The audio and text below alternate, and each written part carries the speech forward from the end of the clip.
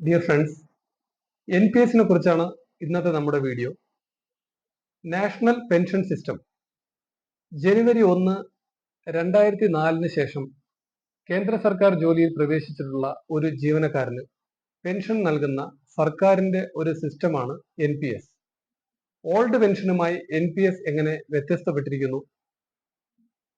UPS unified pension സിസ്റ്റവും NPSും തമ്മിലുള്ള വ്യത്യാസങ്ങൾ എന്തൊക്കെയാണ്? NPS ആണോ UPS ആണോ ബെറ്റർ എന്നുള്ളതിനെ കുറിച്ച് ഞാൻ ഈ വീഡിയോയിൽ വിശദീകരിക്കാൻ ആഗ്രഹിക്കുന്നു. 2004 മുതൽ 2008 വരെ കേന്ദ്ര സർക്കാർ ജീവനക്കാരുടെ പെൻഷൻ സ്കീമായിട്ടാണ് ഈ NPS പ്രവർത്തിച്ചിരുന്നത്. അങ്ങനെയാണെങ്കിലും 2008 ശേഷം ബിസിനസ്സുകാർക്കും NRIക്കും അതുപോലെ പ്രൈവറ്റ് സെക്ടറിലുള്ള മറ്റെല്ലാവർക്കും ഒരു NPS അക്കൗണ്ട് ഓപ്പൺ ചെയ്യാൻ കഴിയും എന്നുള്ള രീതിയിലാണ് ഇപ്പോൾ നിലവിൽ കാര്യങ്ങൾ പോയിക്കൊണ്ടിരിക്കുന്നത്.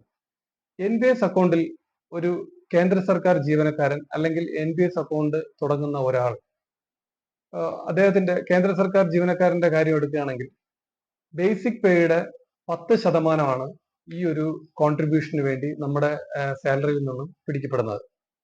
അങ്ങനെ 10% വീതം നമ്മൾ ഒരു മാസം നമ്മുടെ ബേസിക് പേയുടെ 10% കോൺട്രിബ്യൂട്ട് ചെയ്യുമ്പോൾ അതേസമയം തന്നെ ഗവൺമെന്റ് നമ്മുടെ ബേസിക് പേയുടെ 14% കോൺട്രിബ്യൂട്ട് ചെയ്യപ്പെടുന്നു. അങ്ങനെ മൊത്തത്തിൽ 24%, 24% ഓരോ മാസത്തിലും ഒരു NPS അക്കൗണ്ട് ഉള്ള ഒരു വ്യക്തിയുടെ ഭാവിയിലെ പെൻഷന് വേണ്ടി മാറ്റിവെക്കപ്പെടുന്നത്.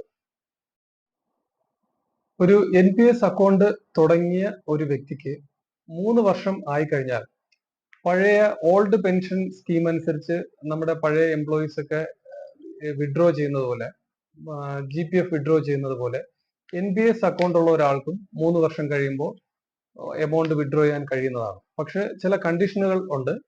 അതിലുള്ള കണ്ടീഷൻ എന്ന് പറയുന്നത് നമ്മുടെ ഓൺ കോൺട്രിബ്യൂഷൻ, അത് നേരത്തെ പറഞ്ഞ 10% എംപ്ലോയിയുടെ കോൺട്രിബ്യൂഷൻ എത്രയാണോ നിങ്ങൾ വിഡ്രോ ചെയ്യുന്ന സമയത്ത് നിലവിൽ ഉള്ളത് അതിന്റെ 25% മാത്രമാണ് നിങ്ങൾക്ക് വിഡ്രോ ചെയ്യാൻ കഴിയുന്നത്. ഒരു 20 ലക്ഷം രൂപ ഓൺ കോൺട്രിബ്യൂഷൻ ഉള്ള ഒരു വ്യക്തിയാണെങ്കിൽ, നമ്മുടെ മാത്രം തുക 20 ലക്ഷം രൂപ നിൽക്കുകയാണെങ്കിൽ ആ വ്യക്തിക്ക് 5 ലക്ഷം രൂപ വരെ പഴയ GPF വിഡ്രോവൽ പോലെ നമുക്ക് NPSൽ നിന്നും വിഡ്രോ ചെയ്യാൻ കഴിയുന്നതാണ്. ഇനി total entire GPF account entire സർവീസിൽ 3 തവണയാണ് നമുക്ക് വിഡ്രോ ചെയ്യാൻ കഴിയുന്നത്. കല്യാണ ആവശ്യങ്ങൾക്ക് വേണ്ടി, എന്തെങ്കിലും അസുഖം വന്നു കഴിഞ്ഞാൽ, അല്ലെങ്കിൽ അതുപോലെ ബിൽഡിംഗ് കൺസ്ട്രക്ഷൻ, വീട് വെക്കുന്നതിനൊക്കെ നമുക്ക് നമ്മുടെ ഓൺ കോൺട്രിബ്യൂഷനിൽ നിന്നും നമുക്ക് കാശ് വിഡ്രോ ചെയ്യാൻ കഴിയുന്നതാണ്. പക്ഷേ 25% മാത്രമാണ് നമുക്ക് എടുക്കാൻ കഴിയുന്നത്, നമ്മുടെ കോൺട്രിബ്യൂഷന്റെ 25%. നമ്മുടെ കോൺട്രിബ്യൂഷൻ എത്രയാണ്, ഗവൺമെന്റിന്റെ കോൺട്രിബ്യൂഷൻ എത്രയാണ് എന്നൊക്കെ നമുക്ക് അറിയുന്നതിന് വേണ്ടി മൊബൈലിലെ പ്ലേ സ്റ്റോറിൽ നിന്നും NPS എന്നുള്ള ഒരു ആപ്ലിക്കേഷൻ ഇൻസ്റ്റാൾ ചെയ്ത് നിങ്ങൾ NPS അക്കൗണ്ടിൽ കൊടുത്തിരിക്കുന്ന നിങ്ങളുടെ രജിസ്റ്റേർഡ് മൊബൈൽ നമ്പർ ഉപയോഗിച്ച് OTP റിക്വസ്റ്റ് കൊടുത്ത ശേഷം അതിൽ ആക്സസ് ചെയ്ത് കഴിഞ്ഞാൽ നിങ്ങളുടെ NPS അക്കൗണ്ടിൽ നിങ്ങളുടെ ഓൺ കോൺട്രിബ്യൂഷൻ എത്രയാണെന്നും നിങ്ങളുടെ ഗവൺമെന്റ് കോൺട്രിബ്യൂഷൻ എത്രയാണെന്നും ഈ നമ്മുടെ മൊത്തത്തിലുള്ള തുക എവിടെയെല്ലാം ഇൻവെസ്റ്റ് ചെയ്തിരിക്കുന്നു എന്നുള്ളതും നമുക്ക് വളരെ വ്യക്തമായിട്ട് മനസ്സിലാക്കാൻ കഴിയുന്നതാണ്.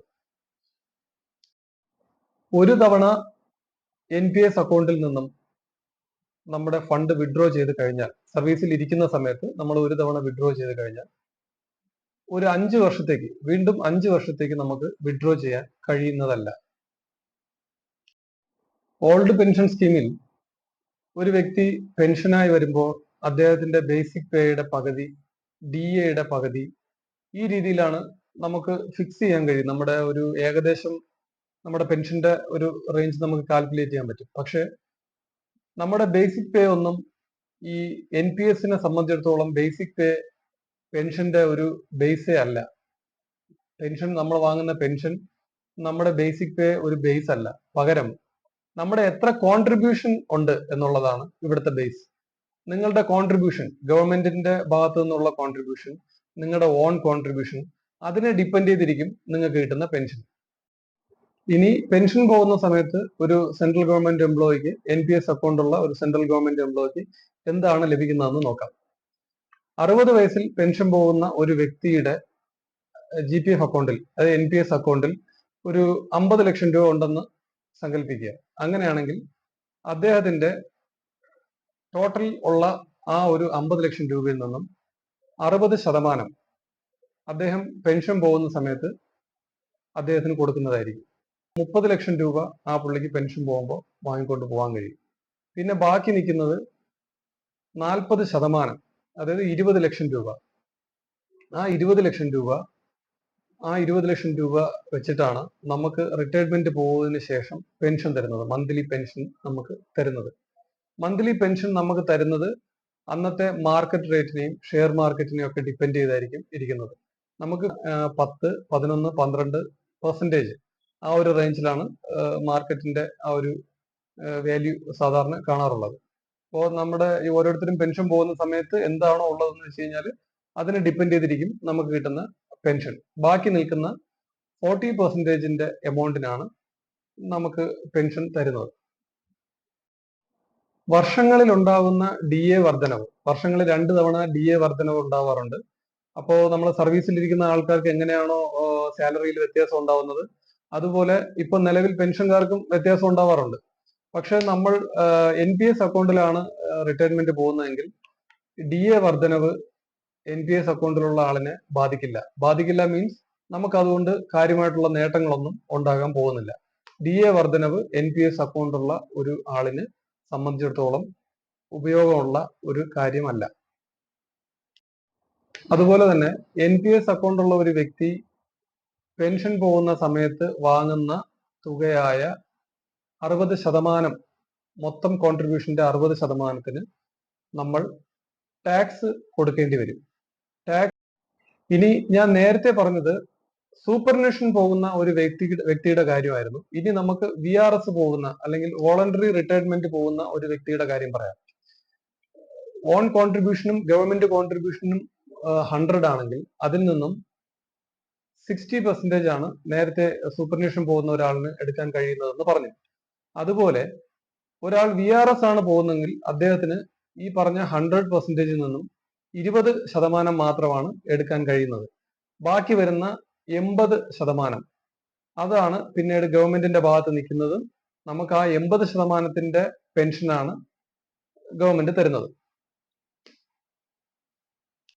ഒരു പെൻഷൻ വാങ്ങിക്കൊണ്ടിരിക്കുന്ന NPSലെ പെൻഷനർ, അദ്ദേഹത്തിന് ദുർഭാഗ്യവശാൽ എന്തെങ്കിലും സംഭവിച്ചു പോയാൽ അദ്ദേഹത്തിന്റെ ഫാമിലിക്ക് പെൻഷൻ ലഭിക്കുന്നതാണ്.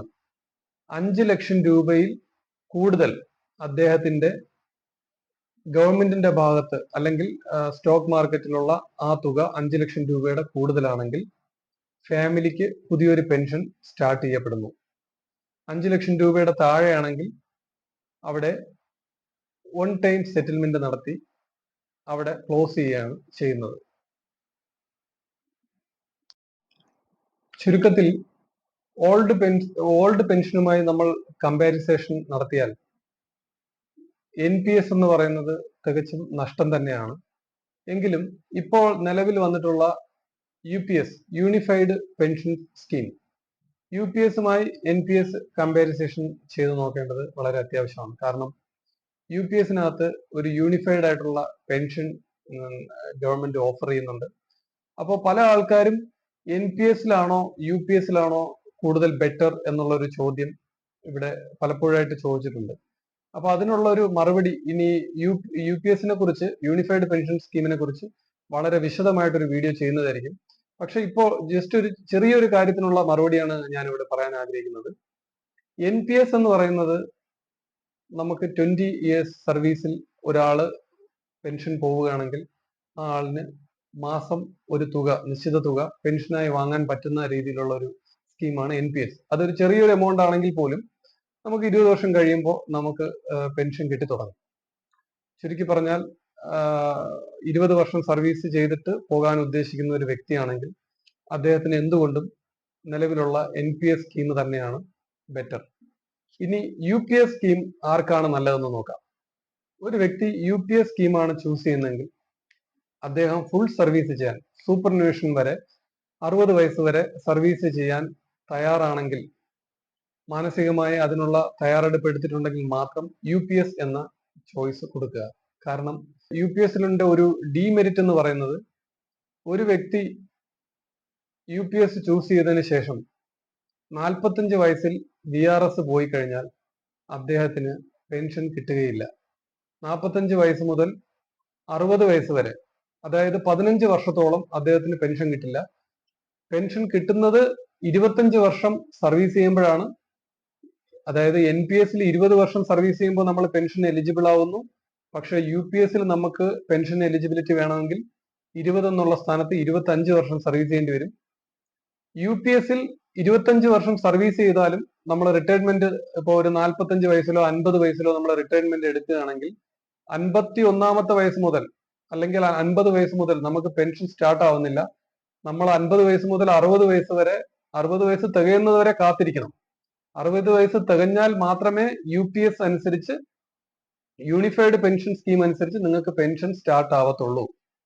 പക്ഷേ നിങ്ങൾ NPS ആണ് എടുക്കുന്നതെങ്കിൽ നമ്മൾ പെൻഷൻ പോകുന്ന അടുത്ത 1-2 മാസത്തിനുള്ളിൽ നിങ്ങൾക്ക് ഒരു നിശ്ചിത എമൗണ്ട്, കുറഞ്ഞ എമൗണ്ട് ആണെങ്കിലും നിങ്ങൾക്ക് കിട്ടിത്തുടങ്ങും. ഇന്നത്തെ വീഡിയോയിൽ ഞാൻ പറഞ്ഞിട്ടുള്ളത് NPSനെ കുറിച്ച് മാത്രമാണ്, നാഷണൽ പെൻഷൻ സ്കീം. ഇതിനു മുമ്പുള്ള എൻ്റെ വീഡിയോയിൽ OPSനെ കുറിച്ച് ഞാൻ വളരെ വിശദമായി പറഞ്ഞിട്ടുണ്ട്, ഓൾഡ് പെൻഷൻ സ്കീം. ഇനി അടുത്ത് വരാനിരിക്കുന്ന വീഡിയോയിൽ ഞാൻ UPSനെ കുറിച്ച് വിശദീകരിക്കുന്നതായിരിക്കും, യൂണിഫൈഡ് പെൻഷൻ സ്കീം. അപ്പോൾ ഇന്ന് ചെയ്ത ഈ വീഡിയോ നിങ്ങൾക്ക് ഉപകാരപ്പെട്ടെങ്കിൽ, അല്ലെങ്കിൽ ഈ വീഡിയോയിൽ ഏതെങ്കിലും ഭാഗം വ്യക്തമായിട്ടില്ലെങ്കിൽ ദയവായി എന്നെ അറിയിക്കുക. തീർച്ചയായും കുറച്ചുകൂടെ നല്ല രീതിയിൽ, കുറച്ചുകൂടെ ഡീറ്റെയിൽ ആയിട്ട് അതിനെക്കുറിച്ചൊരു വീഡിയോ ചെയ്യാൻ ശ്രമിക്കുന്നതായിരിക്കും. നിങ്ങളുടെ അഭിപ്രായങ്ങളും നിങ്ങൾ ഈ കമന്റ് ബോക്സിൽ അറിയിക്കണമെന്ന് ഞാൻ അഭ്യർത്ഥിക്കുന്നു. വീഡിയോ ഉപകാരപ്രദമാണെങ്കിൽ സബ്സ്ക്രൈബ് ചെയ്യുക. എല്ലാവർക്കും നന്ദി.